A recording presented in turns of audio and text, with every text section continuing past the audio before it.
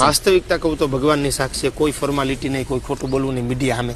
તો એક સમય એવો હતો કે સાયકલ નહોતી અને મુરલીધર મહારાજની કે માતાજી હોનબાઈ માના મારા કુળદેવના આશીર્વાદથી મને જે ગમતી ફોર વ્હીલ હતી કે મને શોખ હતો કે આ ગાડી મારી આગળ હોય તો એમાં મને ફોર્ચ્યુનર ગમતી. તો ઠાકરે મને ફોર્ચ્યુનર આપી.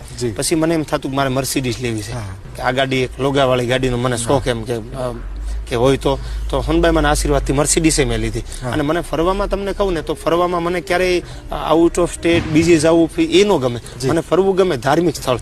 દાખલા તરીકે પરબ ગયા તો ખબર પડે કે ભાઈ અમરમાં તો મને એમ થાય કે લાય એના દર્શન કરું, વવાણીએ ગયા રામબાઈમાં તો એના દર્શન કરું. આવા જે ધાર્મિક સ્થળો છે ત્યાં મને ફરવું ગમે, બાકી મને બીજું ઓછું ગમે. આમ ખાવાની વાનગી હોય તો દેશી ભાણું ગમે?